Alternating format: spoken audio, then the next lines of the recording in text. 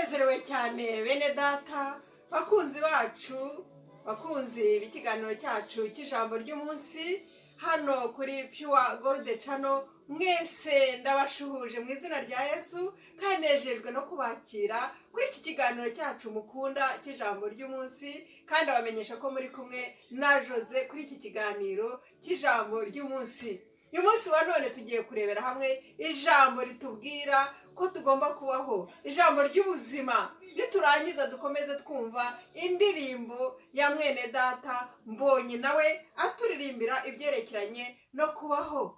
Ni indirimbo nziza cyane narayikunze, imazemo iminsi itwifuriza ubuzima, itwifuriza kubaho. Ni ukuvuga ngo Imana yacu, Imana data yaturemye, ntabwo ishaka ko dupfa mu buryo bw'umubiri no mu buryo bw'ubugingo, ishaka ko tubaho.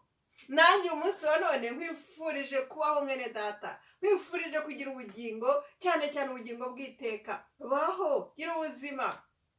Reka dufatanye amagambo aboneka mu gitabo cy'umuhanuzi Ezekiyeli ibice 37. Turasoma imirongo mike gusa maze dukomeze twumva iyi ndirimbo ya mwene data Israel Mbonyi ivuga ngo baho. Iraduha ibyiringiro by'ubugingo, kandi iri jambo naryo nuko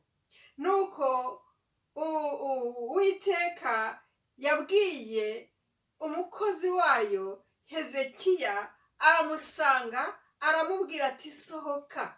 Icyo gihe yari amusanze aho yari ari mu mwuka, ati sohoka. Aramumanura amugeza mu kibaya, ikibaya cyari cyuzuyemo amagufwa yumye, ngo aramuzengurukisha muri icyo kibaya. Uwiteka aramuzengurukisha. Uwo mukozi w'Imana Ezekiyeli, ijambo ry'Imana tuvuga ngo yari ari mu mwuka.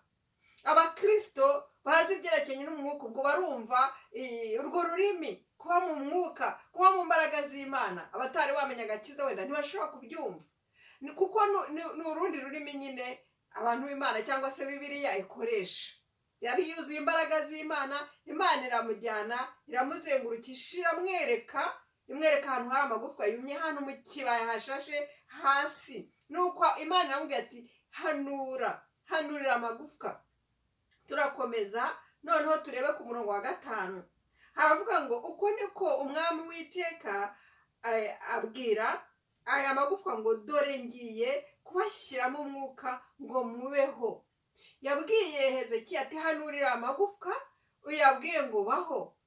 Kubera Imana yari ibivuze kandi yari mu mbaraga z'Imana, Hezekiya ayo magufwa yahise agira ubuzima. Imana ishimwe cyane. Hano nabereka akagereranyo. Hano ni agati kumye, nikuriye ahantu kumye cyane, ndimo ngakinisha, ndimo kugaca. Hano kano gati karumye, urabona karumye, ushobora kugaca ukagacana, karumye. Ariko kuko nta buzima gafite nyine karumagaye. Reba, nta buzima gafite. Aka gati karumagaye. Wagacamo uduce ni nk'ayo magufwa, ugacana umuriro ukaka. Ni ukuvuga ngo nta buzima gafite.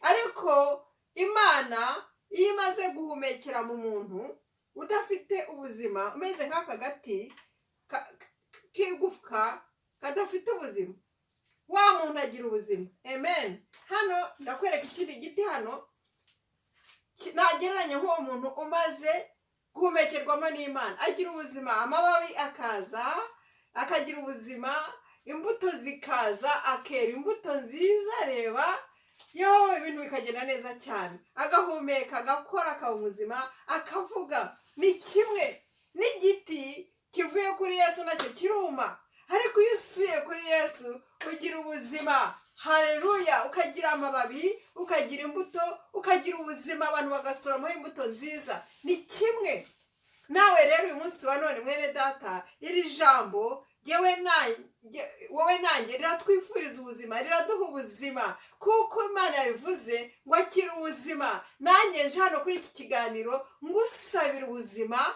mu buryo bw'umwuka no mu buryo bw'umubiri. Reka twakire ubuzima twese hamwe. Imana ikomeze itugirire neza bene data. Reka dukomeze twumva iyi ndirimbo ya mwene data Israel Mbonyi, tuyumve, tuyifatanye, cyane cyane twumva amagambo. Si ngombwa ko wumva ahubwo amagambo. Imana ikugire neza tugire byiza. Haleluya. kuko nitwa ndiho mbasha kugukirisha inkoni y'urukundo yenduweho ndabivuze yenduweho Imana irabivuze ngezeho.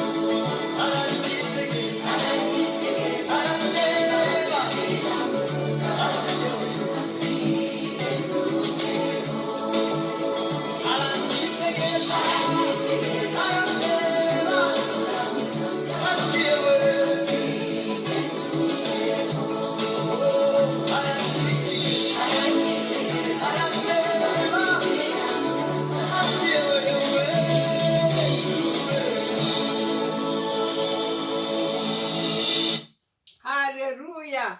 Mwene data turi kumwe uyu munsi wa none mwene data ukunda kino kiganiro cyacu cy'ijambo ry'umunsi hano kuri Pure Gold Channel, ndakwifuriza kubaho, ndakwifuriza ubuzima, ndakwifuriza kubaho mu buryo bw'umwuka n'umubiri, ndakwifuriza gukomera, kandi ikimenyetso cy'amaraso y'umukunzi kikugumeho mwene data.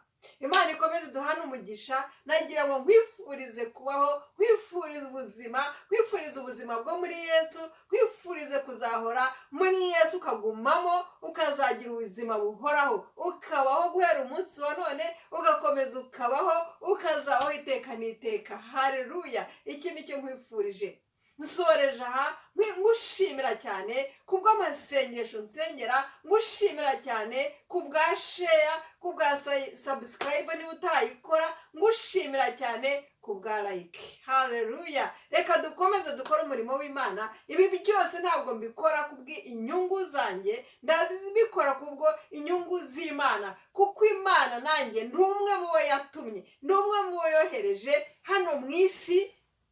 Aratwohereza ati mugende muvuge ubutumwa bwiza, mubwire abantu bose inkuru nziza y'agakiza. Ahangaha hano kuri Pure Gold Channel ni uburyo bwiza cyane bwo kubwira abantu inkuru nziza, kuko ni uburyo twahawe.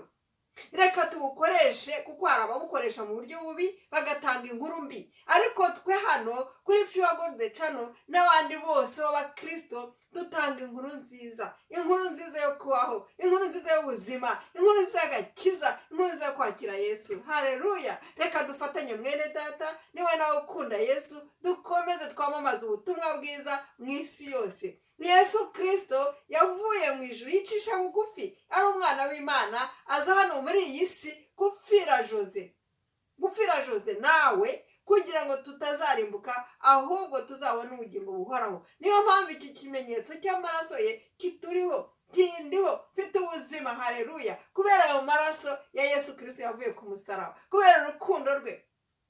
Ntabwo nkiri igufwa ryumye nk'aka gati kumye, ahubwo nabaye muzima. Haleluya! Mfite ubuzima nk'iki giti gifite amashami n'imbuto. Nawe nicyo nkwifuriza. Imana iguhe umugisha cyane. Reka dukomeze dutware urumuri rw'Imana hano mu isi. Iri tara ryanjye murabona ko rifite urumuri,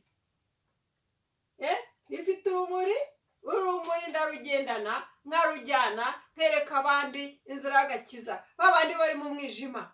Na hano kuri Pure Gold Channel nicyo ngamije, nibwo butumwa nahawe, kubwira abantu inkuru z'agakiza no kubereka urumuri rw'Imana. Yesu Kristo niwe rumuri, ijambo ry'Imana ryo ritumurikira, nuko twe turi mu mikoro ze. Hari umuntu wajyaga asenga ati nibere mikoro wivugire. Turi ibikoresho bye, turi mikoro akivugira. Haleluya! Niba ushaka ko dufatanya nawe, ndagutumira ngo twara urumuri rwawe, twara itara ryawe, umurikira abari mu mwijima. Yesu Kristo azabana nawe, niko yavuze. Imana iguhe umugisha. Ndakwifuriza kubaho, n'abawe bose mubeho, tubeho turi benshi, tubeho twese, kuko nicyo Yesu yaje gukora. Yaje kuduha ubugingo twese.